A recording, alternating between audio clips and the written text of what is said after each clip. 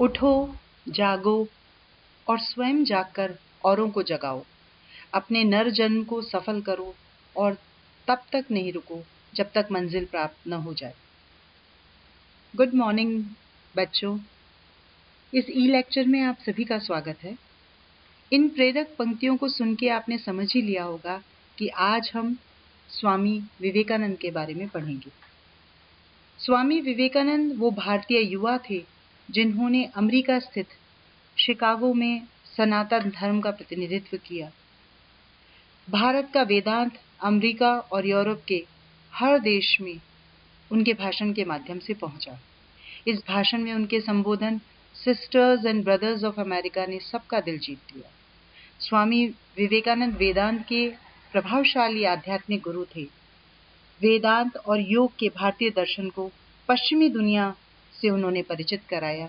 आइए आज हम उनका जीवन परिचय पढ़ें।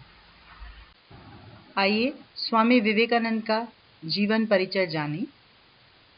स्वामी विवेकानंद का बचपन का नाम नरेंद्र नाथ दत्त था, जिनका जन्म 12 जनवरी 1863 में कलकत्ता के प्रतिष्ठित कायस्थ परिवार में हुआ। उनके पिता विश्वनाथ दत्त कलकत्ता हाईकोर्ट के प्रसिद्ध वकील थे और पाश्चात्य सभ्यता को पसंद करते थे। वे पाश्चात्य तरीकों से ही अपने पुत्र का पालन पोषण करना चाहते थे, जबकि उनकी मां भुवनेश्वरी देवी धार्मिक विचारों की महिला थी, जिनका अधिकांश समय शिव पूजा और अर्चना में व्यतीत होता था। विवेकानंद नाम उन्होंने संन्यास ग्रहण करने के उपरांत शिकागो में धर्म सम्मेलन में भाग लेने के लिए बंबई से प्रस्थान करते समय ग्रहण किया था। 1879 में उन्होंने कलकत्ता के प्रेसिडेंसी कॉलेज से प्रथम श्रेणी में बीए की पढ़ाई की। वे दर्शन, धर्म, इतिहास, समाज विज्ञान, कला आदि में रुचि रखते थे। उनकी रुचि हिंदू शास्त्रों में भी थी, अतः उन्होंने वेद, उपनिषद, भागवत गीता, रामायण, महाभारत और पुराण आदि का अध्ययन किया। उन्होंने स्कॉटिश चर्च कॉलेज से पश्चिमी तर्क, पश्चिमी दर्शन और यूरोपीय इतिहास का अध्ययन किया। उनके गुरु स्वामी रामकृष्ण परमहंस थे। 1881 में उनकी भेंट अपने गुरु से हुई और 1886 में उनकी मृत्यु के समय उनकी आयु मात्र 24 वर्ष की थी। इसी वक्त उन्होंने प्रण लिया कि वो अपना संपूर्ण जीवन गुरु के संदेश के प्रचार में लगा देंगे और तभी उन्होंने गृहस्थाश्रम त्याग कर सन्यासी बनने का निर्णय लिया। सन्यासी बन के वे जंगलों में साधना करने लगे। 6 वर्ष वो बहुत कड़े संयम में रहे। इस समय उन्होंने भारत का भ्रमण किया। इससे उन्हें साधारण जनता के कष्टों और तकलीफों को समझने का अवसर मिला। 1893 में वो अमेरिका गए, जहां शिकागो में उन्होंने सर्वधर्म सम्मेलन में भाषण दिया। यहाँ उनके भाषण का ऐसा प्रभाव पड़ा कि उन्हें समाचार पत्रों ने पूरे धर्म सम्मेलन में सर्वश्रेष्ठ एवं महानतम व्यक्ति कहा। 16 जनवरी 1895 में विवेकानंद स्वदेश लौट आए। 1897 में उन्होंने कलकत्ता के पास बेलूर में विख्यात रामकृष्ण मिशन की स्थापना की। 1898 में उन्होंने पश्चिम की दूसरी यात्रा की और सैन फ्रांसिस्को में शांति आश्रम और वेदांत सोसाइटी की स्थापना की। 4 जुलाई 1902 को केवल 39 वर्ष की अल्पायु में उनका देहांत हो गया। तो इस रूप में ये इनका एक संक्षिप्त जीवन परिचय है, जिससे हमें समझने में मदद मिलती है कि आगे जिस विवेकानंद का निर्माण हुआ उसकी पारिवारिक पृष्ठभूमि किस प्रकार की। अब हम जानेंगे स्वामी विवेकानंद पे पड़ने वाले प्रभावों के बारे में। स्वामी विवेकानंद पे सबसे पहला प्रभाव उनकी मां के सद्गुणों और धार्मिक वृत्ति का था। 1880 में वे केशव चंद्र सेन द्वारा निर्मित नव विधान ब्रह्म समाज में शामिल हुए और अपने आरंभिक जीवन में ब्रह्म समाज से बहुत प्रभावित रहे। पर उनके ऊपर सबसे अधिक जो महत्वपूर्ण असर था वो उनके गुरु श्री रामकृष्ण परमहंस का था। उन्हीं के असर में या प्रभाव में उन्होंने भारतीय दर्शन में वेदों और वेदांत की महान परंपरा का अध्ययन किया। उन्होंने पश्चिमी दार्शनिकों जैसे मिल, हीगल, कांट आदि के विचारों का अध्ययन भी किया, पर उन पर हर्बर्ट स्पेंसर के नास्तिकतावाद का गहरा असर था। उन्होंने स्पेंसर से पत्र व्यवहार भी किया और उनकी मान्यताओं की आलोचना भी की। स्पेंसर स्वामी विवेकानंद की आलोचनाओं से अत्यधिक प्रभावित थे। स्वामी विवेकानंद ने अपने जीवन काल में बहुत सारी रचनाओं का लेखन किया। कुछ रचनाएं उनके जीवन काल में प्रकाशित हुई, कुछ रचनाएं उनके मृत्यु के बाद प्रकाशित हुई। कुछ प्रमुख कृतियों का यहाँ पे हम जिक्र करेंगे और उनमें से है from Colombo to Almora lectures, India and her problems, Rajyoga, Karmayoga, Bhakti Yoga, Vedanta दर्शन, मॉडर्न इंडिया, माय मास्टर आदि।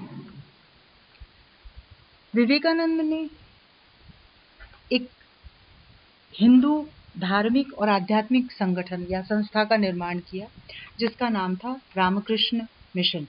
1 मई 1897 में उन्होंने रामकृष्ण मिशन की स्थापना की।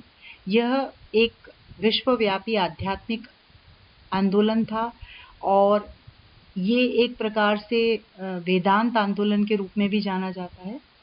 इस संस्था का मुख्य उद्देश्य था वेदांत या अद्वैत वेदांत के हिंदू दर्शन का प्रचार करना। आज दुनिया भर में लगभग 214 केंद्र रामकृष्ण मिशन के हैं। यह मिशन स्कूलों, अस्पतालों, दवाखानों, अनाथालयों, पुस्तकालयों के द्वारा समाज सेवा का कार्य करता है। अतः यह मिशन व्यक्तिगत मुक्ति पर नहीं बल्कि सामाजिक भलाई और सामाजिक सेवा पर बल देता है।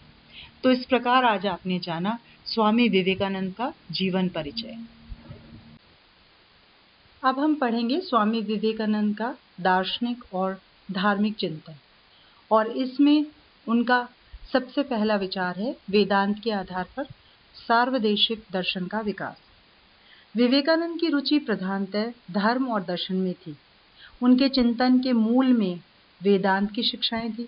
उन्होंने वेदांत दर्शन को व्यावहारिक रूप देने का अथक प्रयास किया। विवेकानंद ने वेदांत दर्शन के अंतर्गत इस तथ्य को प्रस्तुत किया कि वेदांत उस ईश्वर में विश्वास नहीं रखता जो मृत्यु के पश्चात स्वर्ग में समस्त सुख दे सके, बल्कि जीवित व्यक्तियों को रोटी उपलब्ध न करा सके। उनके वेदांत दर्शन की 3 प्रमुख बातें थी। पहली बात, मानव की वास्तविक प्रकृति ईश्वरीय है। दूसरी चीज, जीवन का लक्ष्य उस ईश्वरीय प्रकृति की अनुभूति है। तथा तीसरी बात, समस्त धर्मों का मूल लक्ष्य समान है। उनके अनुसार वेदांत संसार त्यागने का उपदेश नहीं बल्कि समस्त विश्व को ब्रह्ममय करने का पाठ सिखाता है। विवेकानंद के अनुसार एक शब्द में वेदांत का अर्थ है मनुष्य के सच्चे स्वरूप को जानना। अतः इसका सही संदेश यह होगा कि अगर तुम व्यक्त ईश्वर रूप में अपने भाई की उपासना नहीं कर सकते तो ईश्वर की उपासना कैसे कर सकोगे। तो कहने का मतलब है कि उन्होंने एक ऐसे सार्वदेशिक दर्शन का विकास किया जिसमें उन्होंने वेदांत दर्शन को व्यावहारिक रूप देने की कोशिश की। इसके अलावा उनका जो दूसरा विचार था वो था धर्म और उसकी आवश्यकता। विवेकानंद धर्म को व्यक्ति एवं राष्ट्र दोनों को ही शक्ति प्रदान करने वाला एक महत्वपूर्ण तत्व मानते थे। वे धर्म के क्षेत्र में संकीर्णता और रूढ़िवादिता को समूल रूप से नष्ट कर देना चाहते थे। वे इस धारणा से सहमत नहीं थे कि धर्म अंधश्रद्धा का विषय है, बल्कि वे तो कभी-कभी यहाँ तक कह देते थे कि धर्म विज्ञान है। यानी उनके अनुसार वो एक तार्किक धर्म की कल्पना करते थे। वे मानते थे कि धर्म तो भारत की नियति के साथ जुड़ा है और अपने गुरु की तरह उन्होंने सर्वधर्म समभाव की घोषणा की और किसी भी प्रकार की धार्मिक संकीर्णता का विरोध किया। तीसरा विचार था उनका हिंदू धर्म की सार्वभौमिक रूप पे आस्था।